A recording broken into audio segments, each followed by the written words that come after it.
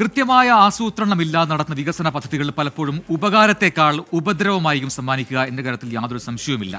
അത്തരത്തിലൊരു ദുരവസ്ഥയിലാണ് തിരുവില്ലാമല പഞ്ചായത്തിലെ ക്ഷേത്രം ബസ് സ്റ്റാൻഡ് ഇപ്പോൾ ഉള്ളത്. ലക്ഷങ്ങൾ മുടക്കി നിർമ്മിച്ച ബസ് സ്റ്റാൻഡിൽ ഒരു ബസ് പോലും കയറാതായതോടെ ഇന്ന് കാലിത്തൊഴുത്തായി മാറിയിരിക്കുകയാണ്. നാടിന് നേട്ടമാകുന്നു കരുതിയ ഈ വികസന പദ്ധതി. കൊട്ടിക്കോഷിച്ച് ലക്ഷങ്ങൾ മുടക്കി നിർമ്മിച്ച ബസ് സ്റ്റാൻഡാണ് എനിക്ക് പിന്നിൽ കാണുന്നത്. പക്ഷെ പേരിന് പോലും ഒരു ബസ് ഈ ബസ് സ്റ്റാൻഡിനകത്ത് കയറുന്നില്ല. ഉപയോഗശൂന്യമായ തിരുവില്ലാമല ബസ് സ്റ്റാൻഡ് ഇന്ന് ഒരു കാലിത്തൊഴുത്താണ്. 2010 അന്നത്തെ സ്പീക്കറായിരുന്ന കെ രാധാകൃഷ്ണൻ ഉദ്ഘാടനം ചെയ്ത തിരുവില്ലാമല പഞ്ചായത്തിലെ ക്ഷേത്രം ബസ് സ്റ്റാൻഡിന്റെ അവസ്ഥയാണിത്. ഒരു ബസ് പോലും സ്റ്റാൻഡിൽ കയറുന്നില്ല. കന്നുകാലികളുടെ തൊഴുത്തായി മാറി അക്ഷരാർത്ഥത്തിൽ ബസ് സ്റ്റാൻഡ്.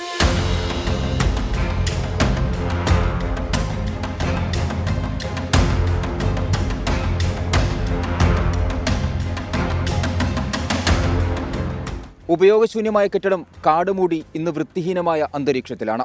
ഉദ്ഘാടനം കഴിഞ്ഞെങ്കിലും പിന്നീട് ബസ്സുകളടക്കം സ്റ്റാൻഡിൽ പ്രവേശിപ്പിക്കുന്നതിന് നടപടിയുണ്ടായില്ല. തക്കാളിപ്പെട്ടിക്ക് ഗോദറേജിന്റെ പൂട്ടെന്ന പോലെ ആരും വരാത്ത ഉപയോഗശൂന്യമായ ബസ് സ്റ്റാൻഡിൽ തിരുവില്ലാമല പഞ്ചായത്ത് ഒരു വാട്ടർ ATM തന്നെ സ്ഥാപിച്ചു. ദീർഘവീക്ഷണമില്ലാത്ത വികസനത്തിന്റെ ഒടുവിലത്തെ ഉദാഹരണമാണ് ഈ വാട്ടർ ATM.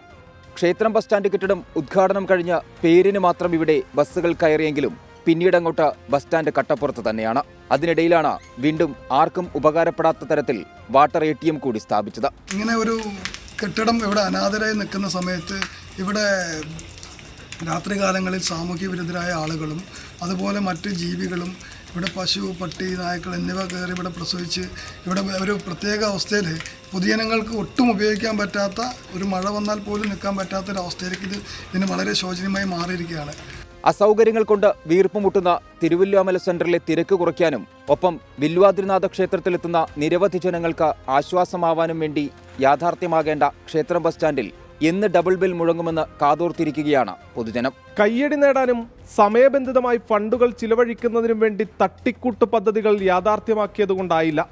വികസന പ്രവർത്തനങ്ങൾക്കായി ഓരോ രൂപ ചിലവഴിക്കുമ്പോഴും അത് പൊതുജനത്തിന് കൂടി ഉപകാരപ്രദമാകുന്നുണ്ട് എന്ന് ഉറപ്പാക്കേണ്ട ഉത്തരവാദിത്തം ഓരോ ജനപ്രതിനിധികൾക്കുമുണ്ട്.